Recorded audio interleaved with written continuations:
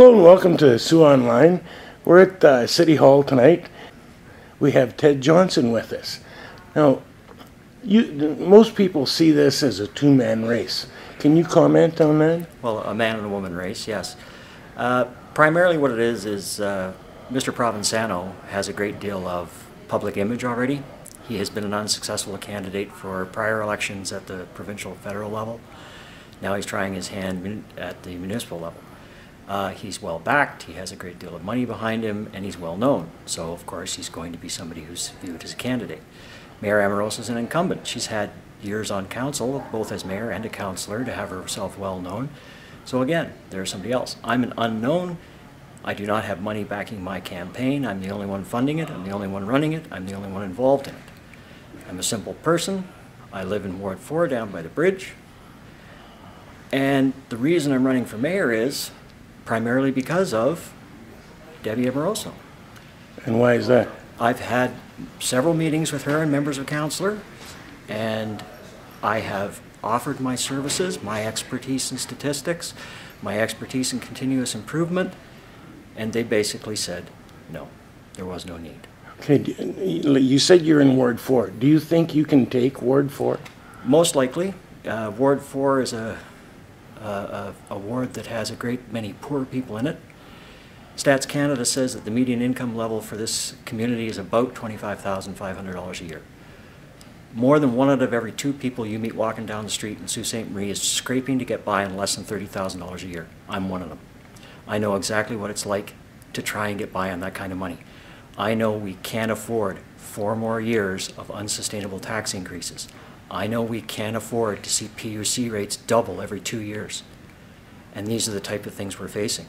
If you put back in here Mayor Amoroso, or if you put in Mr. Provenzano, you're going to just see more of the same. 4 years from now, I won't be living here because I won't be able to afford the taxes. I'm running for mayor because somebody's got to get in here and stop the overspending.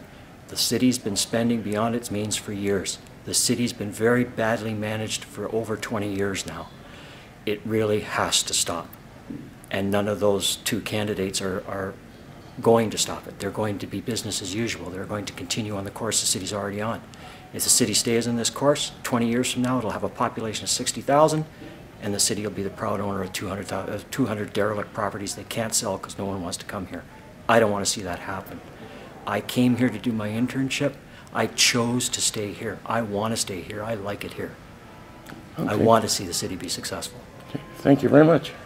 We have Mayor Amoroso with us now. Most people see this race as a 2-person race. Can you comment on that?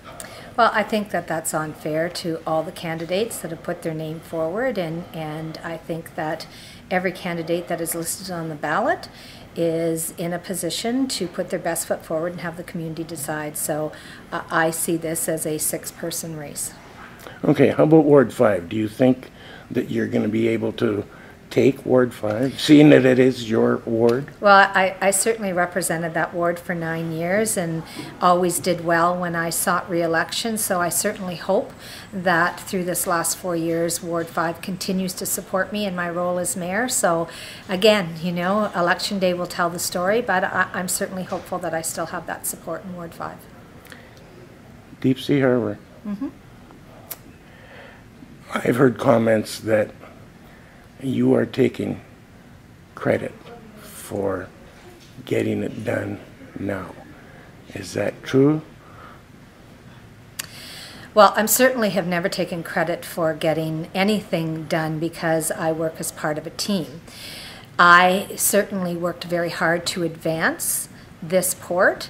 As far as the announcement went, the announcement was a joint announcement from the federal and provincial government, and they invited the city of Sault Ste. Marie to participate as a partner, and we were happy to do so. So if the comment is about the timing of the announcement, we at the city had nothing to do with it. Okay, thank you. People in this city see this as a 2-person race. Can you comment on that? Yes, I understand that they think it's a 2-person race, but in fact it's not.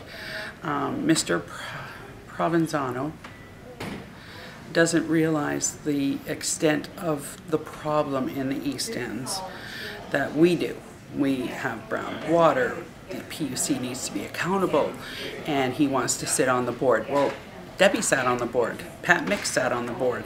There was another councillor on ward that was sitting on their board of directors too. So it's not that he needs to sit on the board. It's that PUC needs to be held accountable for what they're doing. And the citizens in the East End, in Ward 1, of which I am a resident, for the past 20 years, we all have the same problem: accountability. Lack of accountability. Do you think you can win Ward 1? I do, because water isn't just our only issue. We need jobs in this city. And the way that I see the jobs coming out is that everybody will get employment. You know, we have a lot of people on the OW, and we need to help them. And we are losing our younger people and their their little, their kids and their families, and they're leaving and they're not coming back. And I mean, we need to grow our own economy. And in order to grow the economy, we need to give the people places to spend their money here. People leave the city to go shopping. I've been doing a poll online. There are a lot of people in this city that leave to spend their money. Why can't we provide for them here in our own city? We can spend our own money, grow our own economy, and provide for our families here in this city. Why do we have to leave? Mm-hmm. Okay, thank you very much.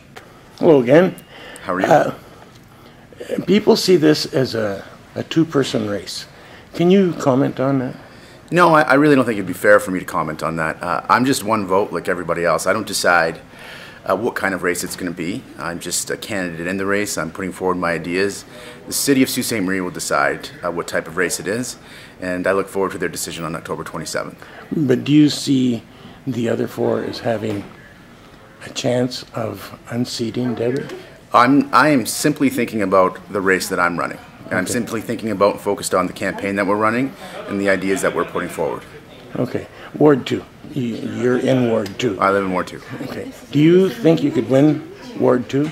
I do, yeah. I absolutely think I can win Ward 2. Okay. Deep Sea Harbor. Debbie has been accused of taking credit for the accomplishment. Can you comment on that? Well, that's a long and ongoing project. There have been a lot of mayors that have been involved in that project. Mayor John Roswell did a lot to move the yardsticks ahead in that project, and mayors before John Roswell. So this is a long-term project that won't come to fruition anytime too soon, but we have to keep on it and keep working hard on it. Okay. Any other comment? Nope, thank you. Thank you. People see this as a two-man race. Can you comment on that? Absolutely. At this point, it is anybody's race. It can come down to anybody, and that is the power of what the people of Sault Ste. Marie vote for.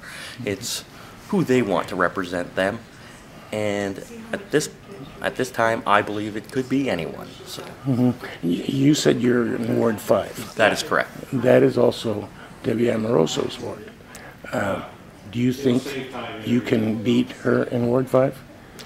I think that, yes, I can, if I apply myself to getting out there more and, gauging what the people want. Mm-hmm. It all comes down to what the citizens of our great city would like to see happen. So. Okay, what do you think the issues are in Ward 5?